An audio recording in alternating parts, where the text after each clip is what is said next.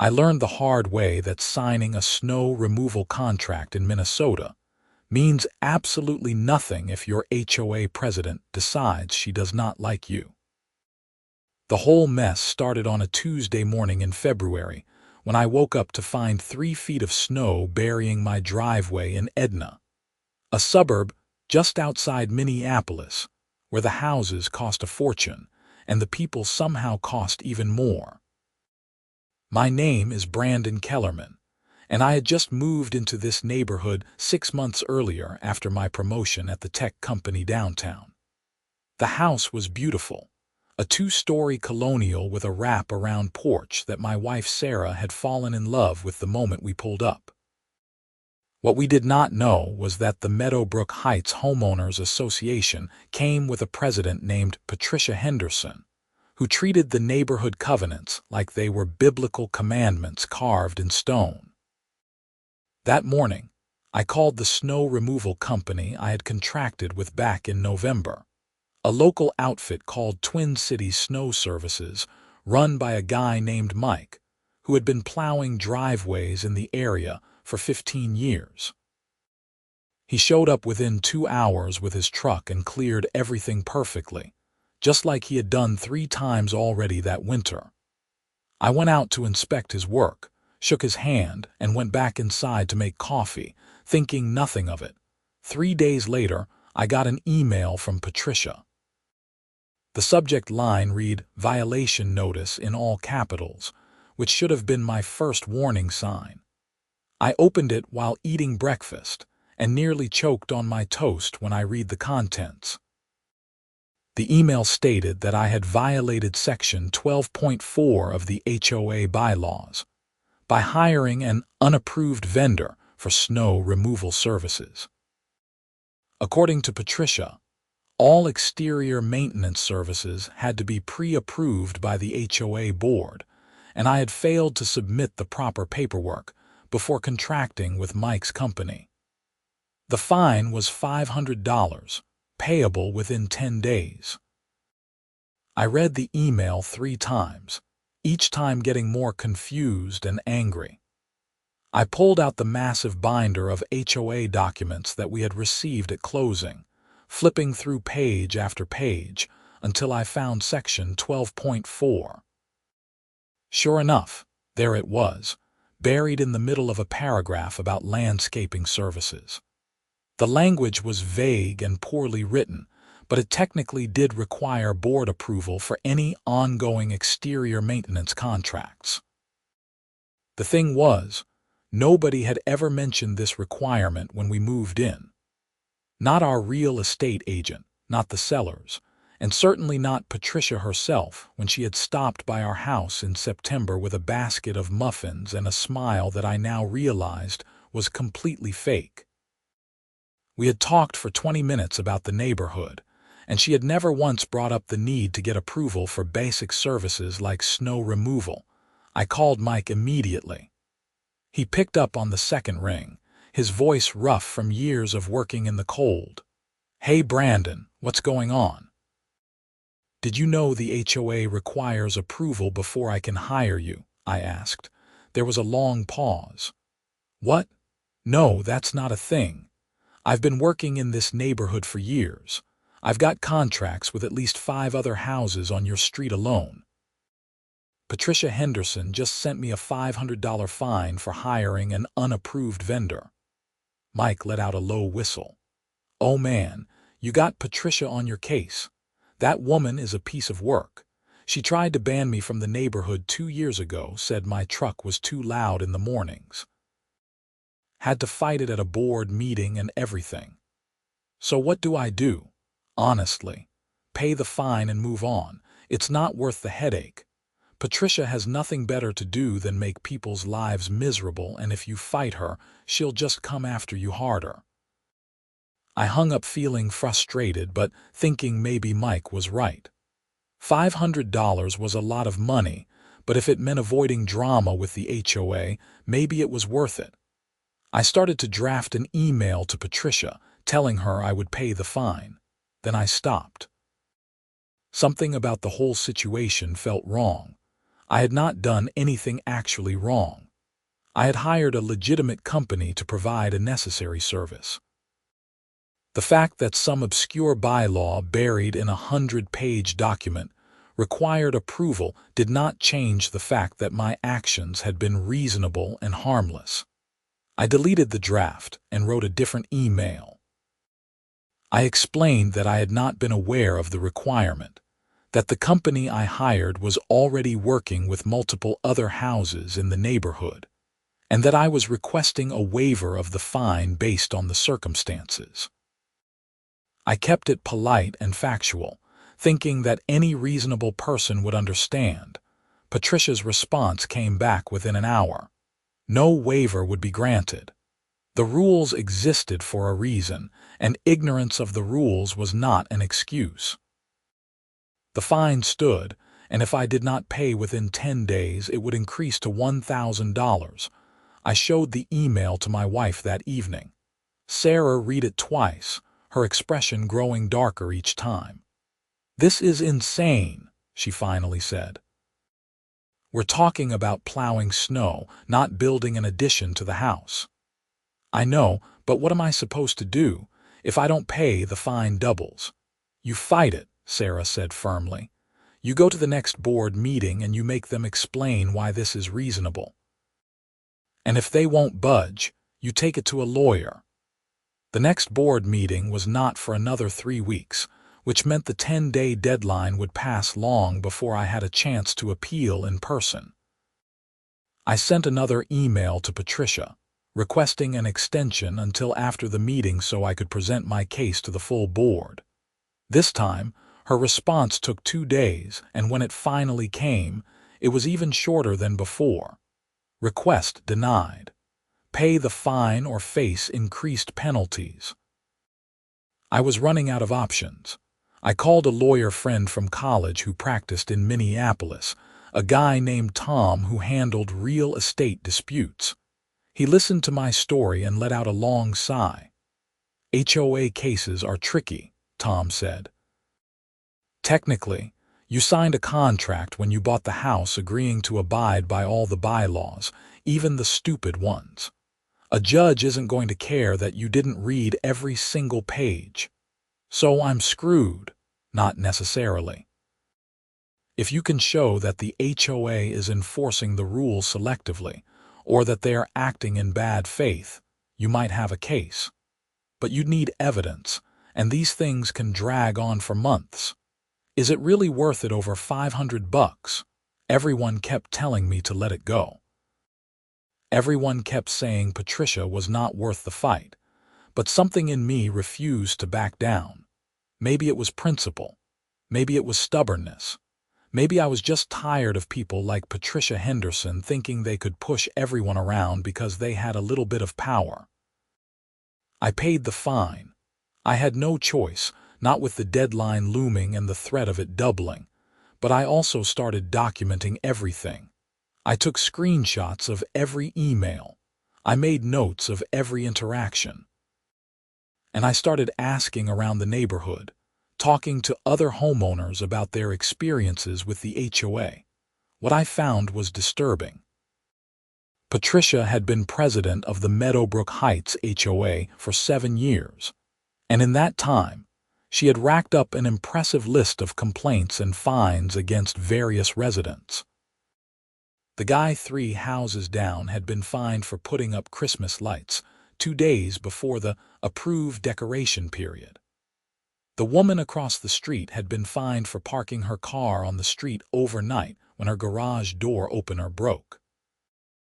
A family at the end of the block had been fined for having a basketball hoop in their driveway, even though it was a portable one that could be moved.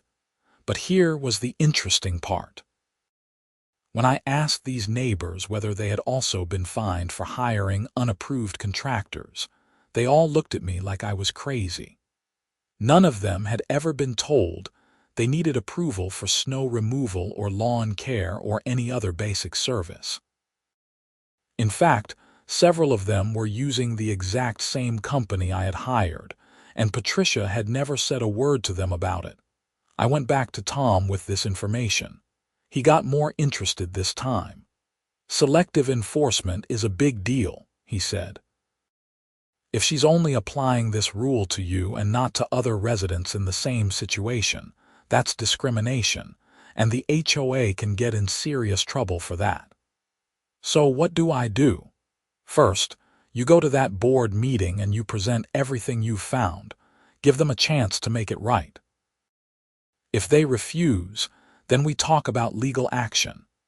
The board meeting was held on a Thursday evening in the community center at the entrance to the neighborhood. I arrived 15 minutes early with a folder full of documentation. Sarah came with me for moral support. The community center was a small building with a meeting room that held maybe 50 people, though only about a dozen showed up that night. Patricia sat at a table at the front of the room with 4 other board members.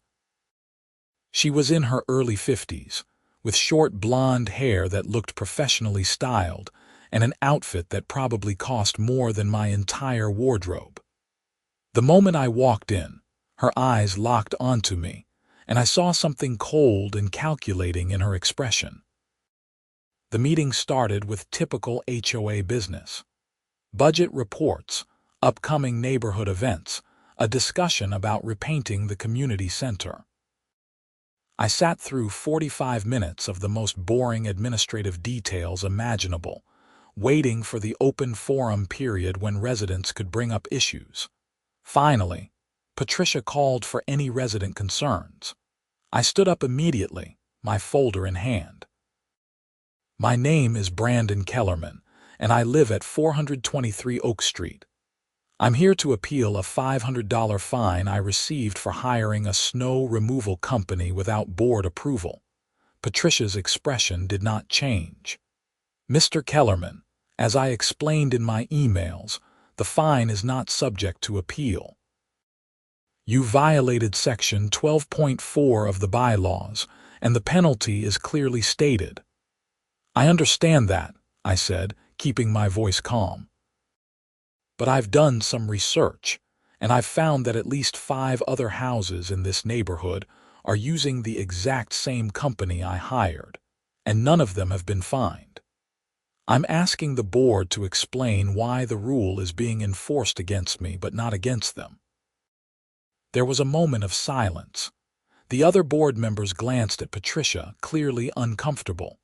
One of them, a gray-haired man whose name tag read Robert, leaned forward slightly. "That's a fair question," Robert said. "Patricia, do we have a list of approved vendors that residents are supposed to use?" Patricia's jaw tightened. "The bylaws don't require a list. They require approval. If other residents are in violation, then they should be fined as well." "But they haven't been fined," I pressed. "Why am I being singled out?" "You're not being singled out," Patricia snapped. "You happen to come to our attention and we enforce the rules. If you want to report your neighbors for the same violation, feel free to submit their information and we'll address it." The absurdity of her response was stunning. She was essentially admitting that the rule was not actually being enforced as a general policy, but rather on a case-by-case basis whenever someone happened to catch her attention. Sarah stood up beside me. "This is ridiculous. You can't just selectively enforce rules against people you don't like. That's discrimination." Patricia's eyes narrowed. "Mrs. Kellerman, the open forum is for residents who own property in the neighborhood. Unless you're on the deed, I'm going to have to ask you to sit down." "I am on the deed," Sarah shot back. "My name is on the paperwork right next to my husband's." "Then perhaps you should have read the bylaws more carefully before you signed," Patricia said coldly. The meeting went downhill from there. I presented my documentation showing that other residents were using the same company without penalty. Patricia dismissed it, saying that I could not prove those residents had not received approval. I pointed out that the company owner himself had confirmed there was no approval process. Patricia said the company owner's testimony was irrelevant. After 20 minutes of back and forth, Robert finally intervened. Look, I think Mr. Kellerman has raised some valid points. I'd like to propose that we table this discussion and form a committee to review our vendor approval process. In the meantime, maybe we could refund the fine as a gesture of good faith while we sort this out. I felt a surge of hope. Finally, someone on the board was being reasonable. Then Patricia spoke. I don't think that's appropriate. Mr. Kellerman broke the rules and he paid the fine. The matter is closed. If he has a problem with that, he's welcome to pursue legal action, but I doubt any lawyer would take a case over $500. She was calling my bluff, and she knew it. She thought I would back down, that I would decide the fight was not worth it. She was wrong. I called Tom the next morning and told him everything that had happened at the meeting. He listened quietly, occasionally asking questions, and when I finished, he was silent for a long moment. Okay, he finally said. This is doable. It's going to cost you more than $500, but if you want to fight it, I think we can win. I want to fight it. Then here's what we're going to do. We're going to file a complaint in district court arguing that the HOA violated the Minnesota Common Interest Ownership Act by enforcing rules in a discriminatory manner. We're going to ask for the fine to be refunded, and we're going to ask for attorney's fees. We might not get everything, but we'll make a statement. The lawsuit was filed 3 weeks later.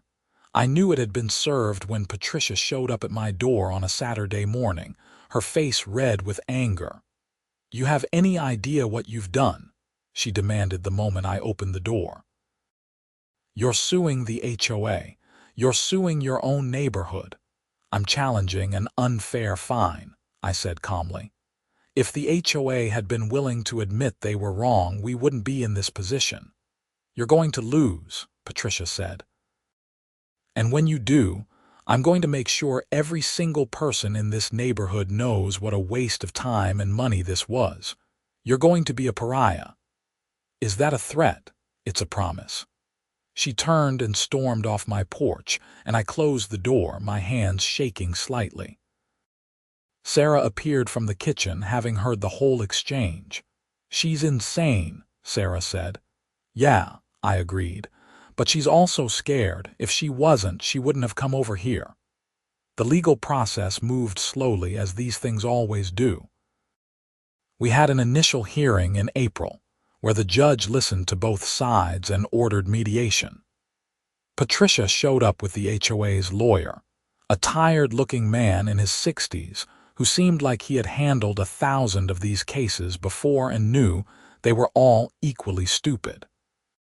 The mediation session was held in a conference room in downtown Minneapolis. Tom and I sat on one side of the table. Patricia and her lawyer sat on the other. A mediator, a pleasant woman in her 40s, sat at the head and explained the process. The goal here is to find a resolution that both parties can live with, the mediator said. This doesn't have to go to trial. Most of these cases settle once everyone has a chance to talk things through. Tom started by laying out our position. The HOA had selectively enforced an obscure bylaw against me, while ignoring the same violation by other residents. This was discriminatory and violated Minnesota law. We were asking for the fine to be refunded, and for the HOA to adopt clear, written policies about vendor approval that would be enforced consistently going forward. The HOA's lawyer responded by arguing that the bylaws were clear, that I had agreed to them when I bought my house, and that the HOA had the right to enforce its rules as it saw fit. He claimed there was no evidence of selective enforcement, only my unsupported allegations. I have witnessed statements from other residents, Tom said, pulling out a stack of papers. 5 different homeowners, all confirming that they use the same snow removal company and have never been asked to get approval or fined. The HOA's lawyer glanced at the papers and shrugged. That doesn't prove anything. Maybe they got approval and didn't remember. Maybe the HOA simply hasn't gotten around to enforcing the rule against them yet. So you're admitting the rule isn't being enforced consistently? Tom asked. I'm saying that HOAs have limited resources and have to prioritize. And they prioritized going after my client because. The lawyer did not have a good answer for that. He turned to Patricia, clearly expecting her to jump in with an explanation. But Patricia just sat there, her arms crossed, glaring at me from across the table. The mediator tried to steer the conversation back to finding a resolution. Miss Henderson, what would it take for the HOA to agree to refund the fine? Nothing, Patricia said flatly. He broke the rules.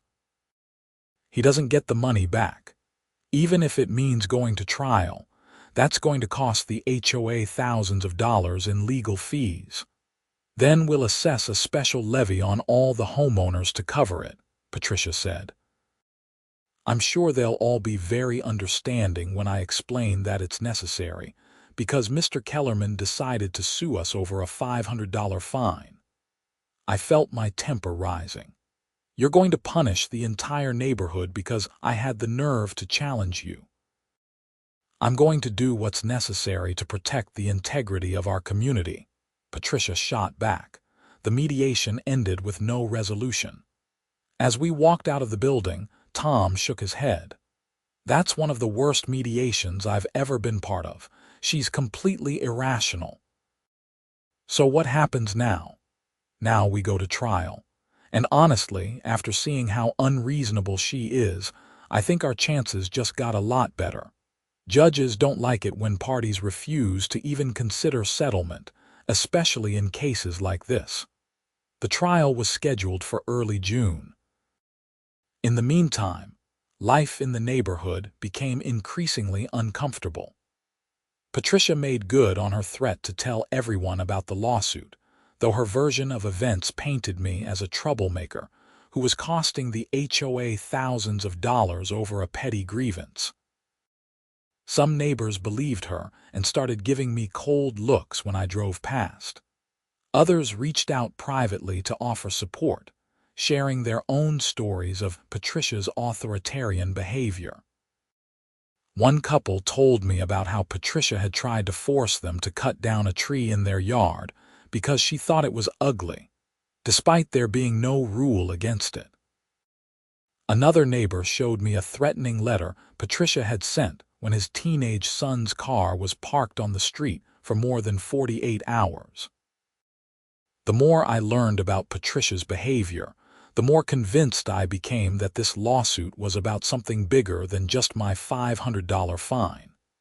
It was about stopping someone who had been abusing her power for years. Then, in May, something happened that changed everything. I received a bill in the mail from Mike's snow removal company. It was dated from March, for an additional snow removal service he had provided during a late-season storm.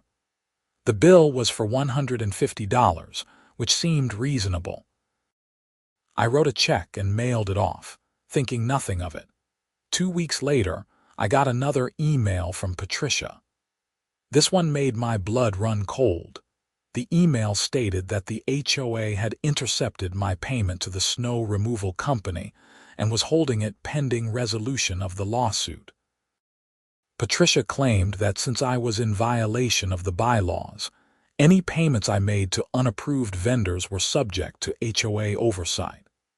She said the check would be returned to me once I dropped the lawsuit and paid an additional fine for my continued violation. I called Tom immediately. Can she do that? Can the HOA intercept my mail? Absolutely not, Tom said, and I could hear the excitement in his voice. That's mail fraud. That's a federal crime. Brandon, this changes everything. What do I do? First, you file a police report. Then you tell me exactly what happened with that check, and we're going to amend our lawsuit. Patricia just handed us a winning case.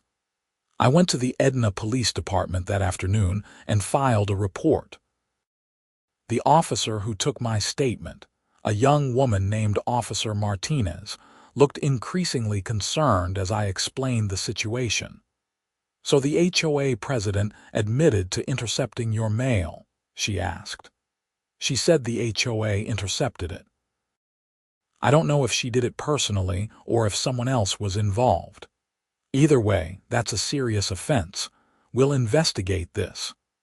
Officer Martinez took copies of all my documentation, including Patricia's email. She said a detective would follow up within a few days. Tom amended our lawsuit the next day to include claims for mail fraud and tortious interference with business relationships. He also asked the court for an emergency hearing to address Patricia's actions. The emergency hearing was held a week later. This time, Patricia showed up without her lawyer, apparently thinking she could handle it herself. That was her second mistake, after intercepting the check in the first place. The judge, a stern woman in her 60s named Judge Carol Morrison, read through the motion and then looked at Patricia with undisguised disbelief. "Miss Henderson, did you intercept a check that Mr. Kellerman sent to a snow removal company?" "The HOA intercepted it, yes," Patricia said. "He was in violation of our bylaws, and we have the right to enforce our rules. You have the right to fine residents. You have the right to place liens on properties. You do not have the right to intercept someone's mail. That's a federal crime." Patricia's face went pale. "I didn't think of it that way. I was just trying to enforce the rules." "By committing a felony," Judge Morrison looked down at the papers in front of her. "Miss Henderson, I'm ordering you to immediately return that check to Mr. Kellerman. Furthermore, I'm issuing a preliminary injunction prohibiting you or the HOA from interfering with any of Mr. Kellerman's business transactions. Do you understand?" "Yes, Your Honor," Patricia said quietly. "Good. We'll address the rest of the issues at trial. This hearing is adjourned." I walked out of the courtroom feeling vindicated. Tom was grinning. "That was beautiful," he said. "Judges hate HOA overreach, and Patricia just showed her true colors." The check arrived at my house 3 days later, returned in a HOA envelope with no explanation or apology. But that was not the end of it. A week after the emergency hearing, I got a call from Officer Martinez.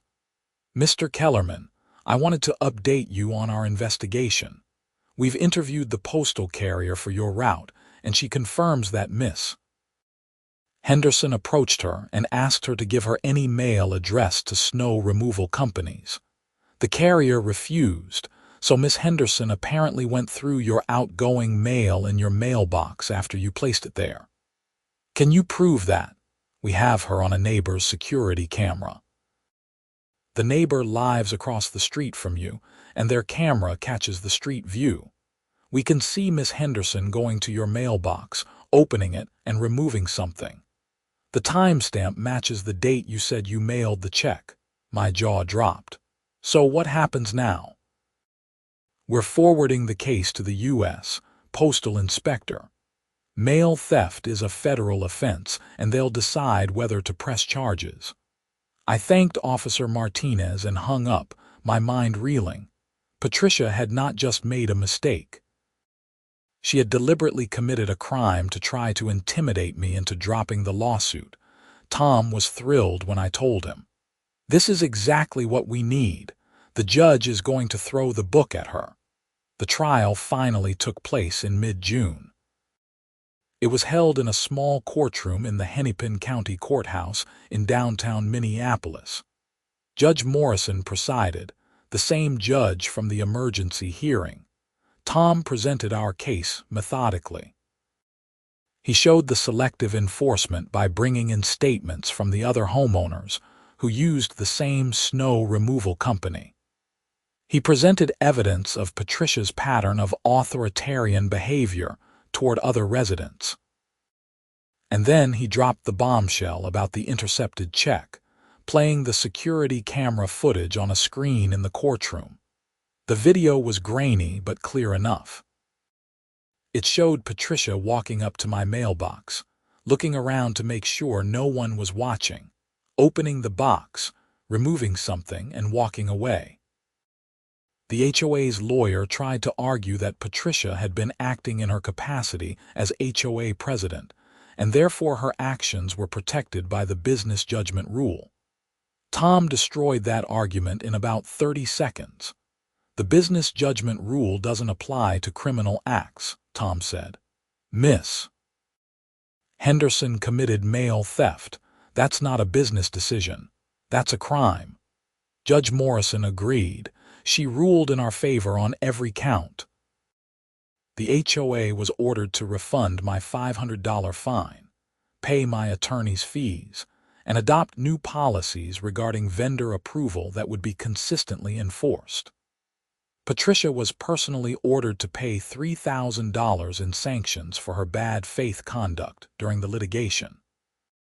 But Judge Morrison was not done. She looked at Patricia, who was sitting at the defendant's table with her head down, and spoke in a voice that cut through the courtroom. Miss Henderson, your behavior throughout this case has been appalling.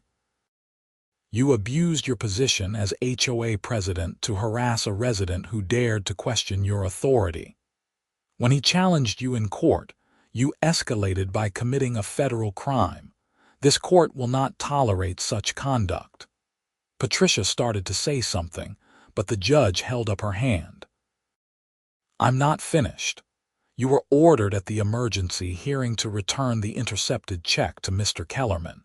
You complied with that order, but you did so grudgingly and without any acknowledgement of wrongdoing. That shows me you don't understand the seriousness of what you did. Therefore, in addition to the sanctions I've already imposed, I'm holding you in contempt of court for your overall conduct during this litigation. The contempt fine is $1,500, payable immediately. Patricia's face went white. Your Honor, I can't afford that. I'm a single mother. I work part-time. I don't have that kind of money. You should have thought about that before you decided to play games with the legal system, Judge Morrison said coldly. The fine stands. If you don't pay within 30 days, I'll issue a warrant for your arrest. The courtroom was silent. Even Tom looked shocked at the severity of the judge's ruling. Furthermore, Judge Morrison continued, I'm ordering you to step down as president of the Meadowbrook Heights HOA effective immediately. You are not fit to hold that position. Patricia's lawyer finally spoke up. Your Honor, with respect, I don't think the court has the authority to remove her from an elected position within the HOA. You're right, Judge Morrison said. I can't force the HOA to remove her. But I can recommend it very strongly, and I suspect the other residents will take my recommendation seriously once they learn about her criminal conduct. Consider it a strong suggestion. The judge banged her gavel. We're adjourned. Walking out of the courthouse, I felt like a weight had been lifted off my shoulders. Sarah was waiting outside, and when I told her what happened, she threw her arms around me. It's finally over, she said. Not quite, Tom said. There's still the federal mail theft case. The postal inspector might decide to press charges. As it turned out, the postal inspector did decide to press charges. Patricia was arrested in July and charged with mail theft under federal law. The arrest happened early in the morning, with 2 federal agents showing up at her house with a warrant. Several neighbors witnessed it, and word spread through the neighborhood within hours. The arrest was the final straw for the HOA board. They held an emergency meeting and voted unanimously to remove Patricia as president and ban her from serving on the board in the future. Robert, the gray-haired man who had supported me at the original board meeting, was elected as the new president. One of his first acts was to issue a formal apology to me on behalf of the HOA. He also announced that all vendor approval requirements would be suspended pending a complete review of the bylaws by a committee that would include input from residents. Patricia's federal case moved through the system over the next several months. She pleaded guilty to a misdemeanor charge of mail theft and was sentenced to 6 months of probation, a $1,000 fine, and 100 hours of community service. She was also required to write a formal letter of apology to me, which she did, though the tone was perfunctory and clearly written under duress. As for the contempt fine and sanctions from the civil case, Patricia initially refused to pay them. Judge Morrison made good on her threat and issued a warrant for her arrest. Patricia spent one night in jail before her family scraped together the money to pay what she owed. The total amount Patricia ended up paying, including the contempt fine, sanctions, her own lawyer's fees, and the federal fine, came to just over $9,000. Triple what my original snow removal invoice had been, and triple what she could have avoided if she had just admitted she was wrong from the beginning. Life in Meadowbrook Heights gradually returned to normal. Under Robert's leadership, the HOA became much more reasonable and transparent. The vendor approval requirement was eliminated entirely, replaced by a simple notification system where residents were encouraged, but not required, to inform the board of any ongoing maintenance contracts. I continued using Mike's snow removal service, and he never had another problem with the HOA.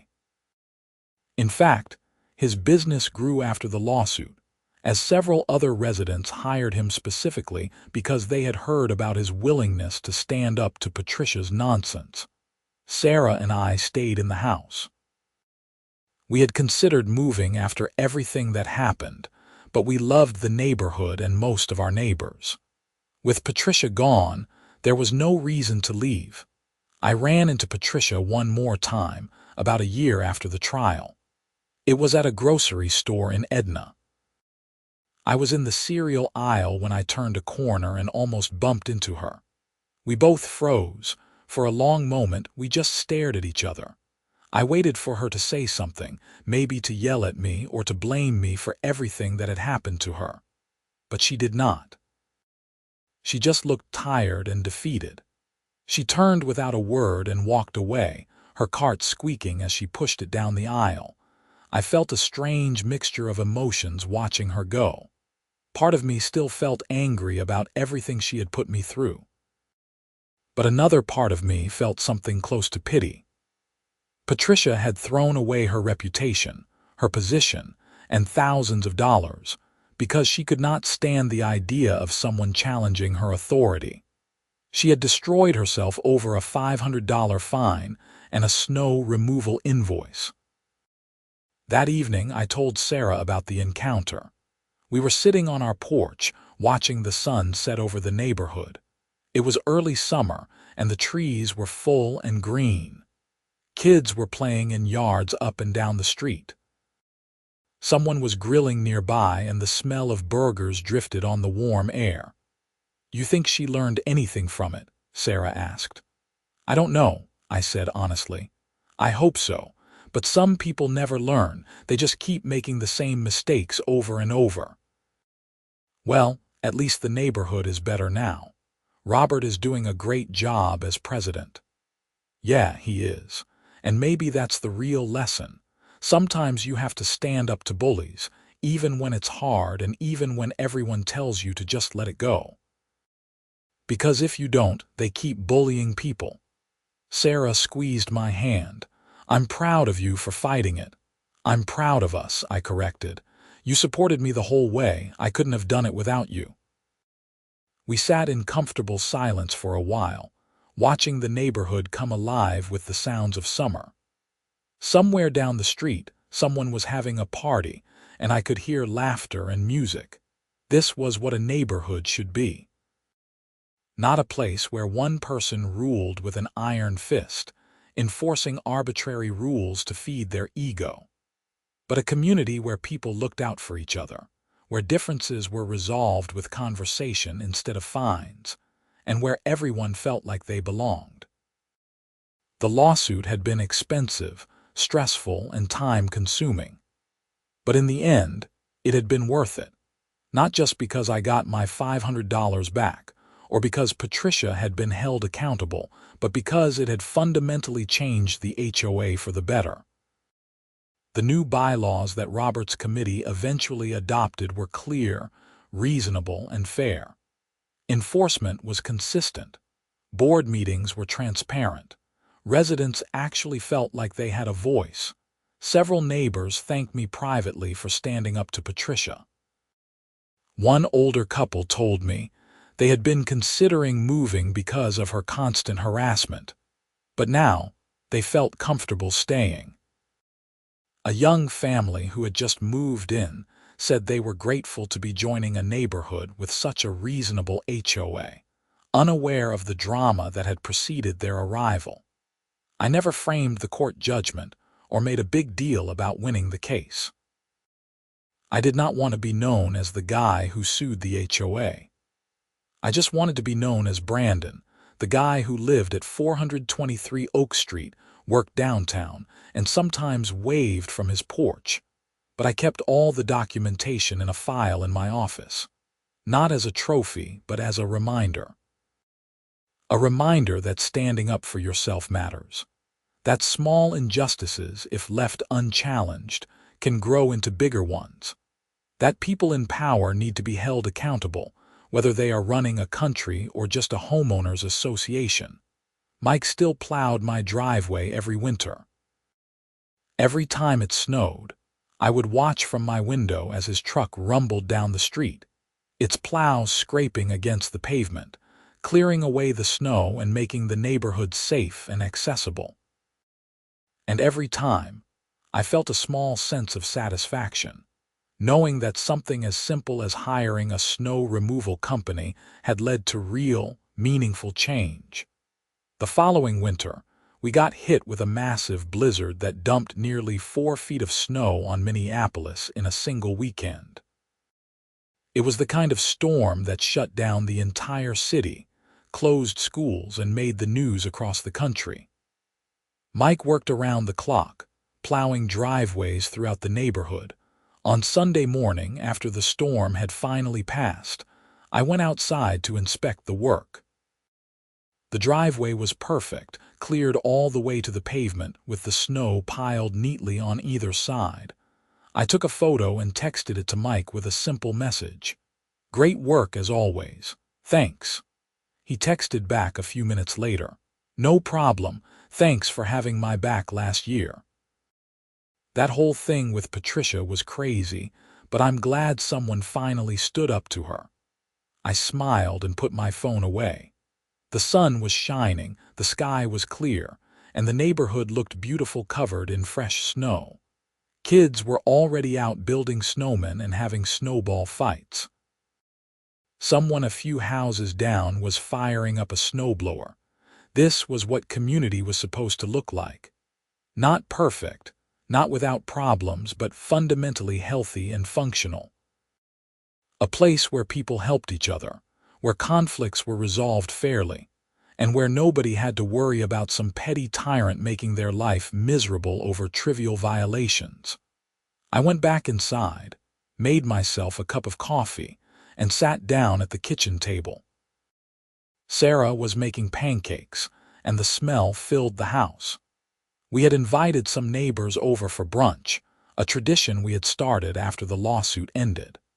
It was our way of building connections in the neighborhood, of being the kind of residents we wished we had encountered when we first moved in. The doorbell rang right on time.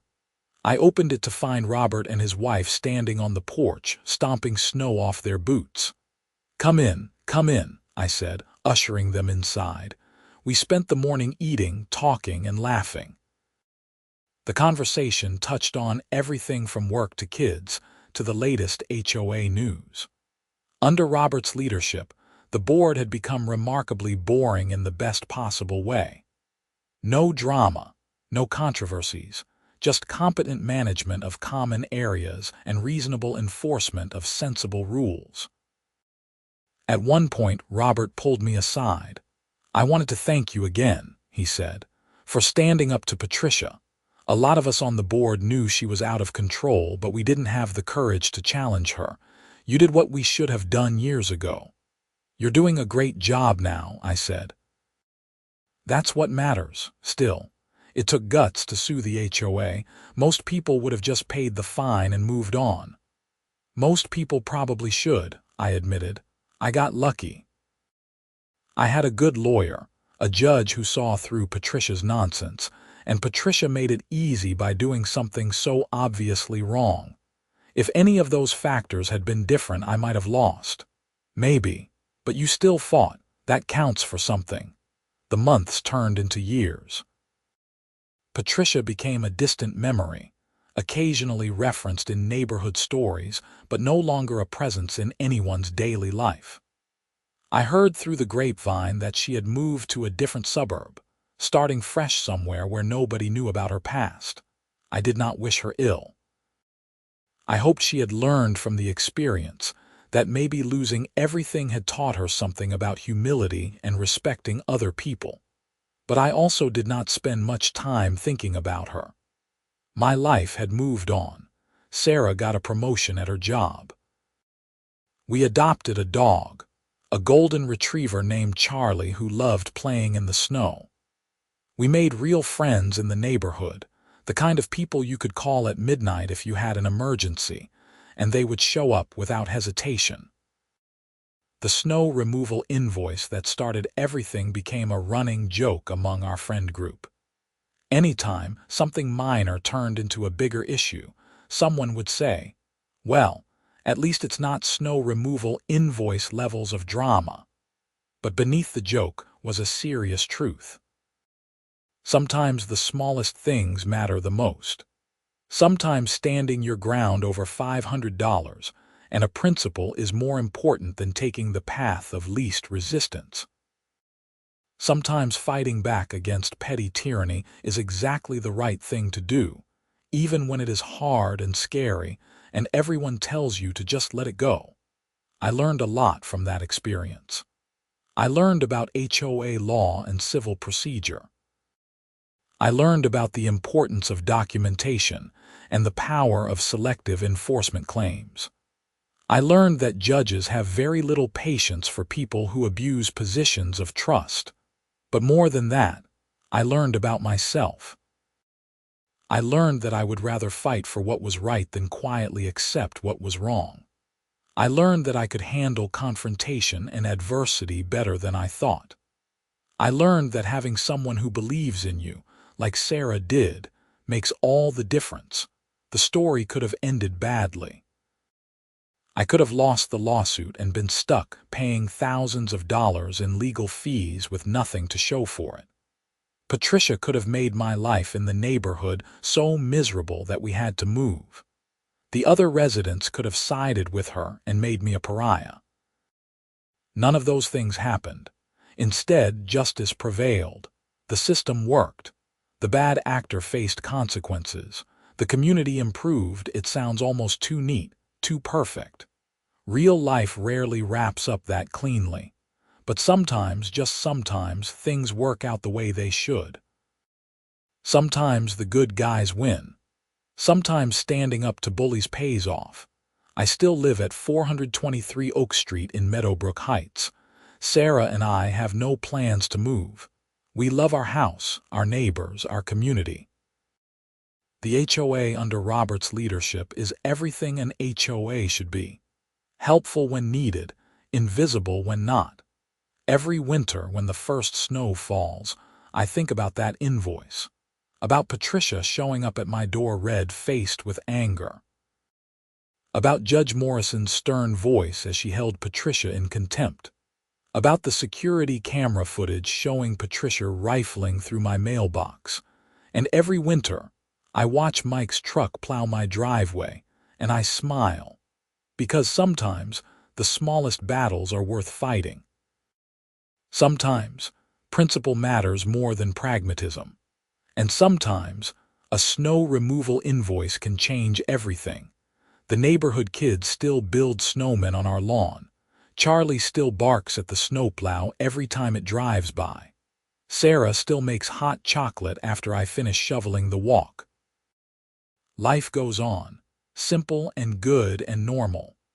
That is the real ending to the story, not dramatic courthouse showdowns or federal arrests, though those happen too. The real ending is simply this: a neighborhood at peace, a community functioning the way it should, and a man who learned that fighting for what is right is always worth it, even when the stakes seem small. Especially when the stakes seem small. Because, if we do not stand up for ourselves over the small things, we will never have the courage to stand up when the big things come along. And bullies like Patricia Henderson count on that fear. They count on people deciding it is easier to just pay the fine, just follow the unreasonable rule, just accept the injustice. I refuse to accept it. And in refusing, I changed not just my own situation but the entire neighborhood's future. That is not arrogance or self-importance. That is just the truth. One person can make a difference. One lawsuit can change a community. One snow removal invoice can lead to justice. I never set out to be a hero or a crusader. I just wanted to hire someone to plow my driveway. But when Patricia Henderson decided to abuse her power, she picked the wrong person to mess with. She picked someone who would fight back, who would document everything, who would go the distance no matter how long it took or how much it cost. And in the end, she paid the price. Triple the price, if you count everything Judge Morrison made her pay. The contempt fine alone was $1,500. Add in the $3,000 in sanctions and the $1,000 federal fine, and Patricia ended up paying $5,500 out of her own pocket.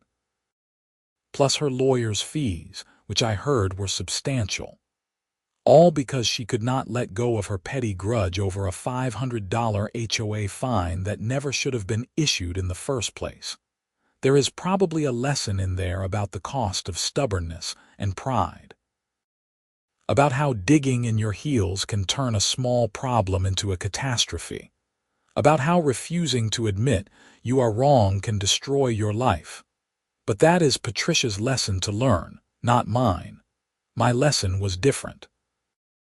My lesson was about courage, about standing up for yourself, about fighting for principle even when it would be easier to walk away. And I would do it all again in a heartbeat. The sun is setting as I write this, casting long shadows across the snow-covered lawn. In a few hours, another storm is supposed to roll in. I have already confirmed with Mike that he will be available to plow first thing in the morning. The invoice will be sent after the work is done, and I will pay it promptly, just like I always do. And if anyone ever tries to tell me I cannot hire the contractor of my choice to work on my own property, I have a file folder in my office full of legal documents that say otherwise. But I do not think anyone will. Robert is a good president. The board is reasonable. The neighborhood has learned from Patricia's mistakes. We are better now, stronger, more united, all because of a snow removal invoice and a man who refused to back down. That is my story. It is not particularly glamorous or exciting. There are no car chases or explosions or dramatic last-minute revelations. Just a homeowner, an HOA president, a snow removal company, and a judge who believed in justice. But it is a true story. Every word of it happened exactly as I described. The names are real. The places are real. The outcome is real. And the lesson is real. Stand up for yourself. Fight for what is right. Do not let bullies win. Document everything. Get a good lawyer. Trust the system even when it seems slow and frustrating. And never, ever underestimate the power of one person willing to say, "No, this is wrong, and I am going to do something about it." That is how change happens. Not through grand gestures or revolutionary acts, but through ordinary people refusing to accept small injustices. Through homeowners who sue their HOAs over $500 fines. Through judges who hold petty tyrants accountable. through communities that choose fairness over fear. Meadowbrook Heights is a better place now because I fought back. I am proud of that. And I hope my story inspires someone else facing a similar situation to stand up for themselves too. Because you never know when your small act of defiance might change everything. The snow is starting to fall again. Big, fat flakes drifting down from a dark sky. By morning, the driveway will be covered again. And by mid-morning, Mike will have cleared it, just like he has done dozens of times before, and I will pay his invoice, without asking anyone's permission, without worrying about HOA approval. Because that is my right as a homeowner and as a human being. That is the freedom I fought for. That is the victory I won. And that is the story of how an HOA Karen blocked my snow removal invoice and a judge made her pay triple for contempt.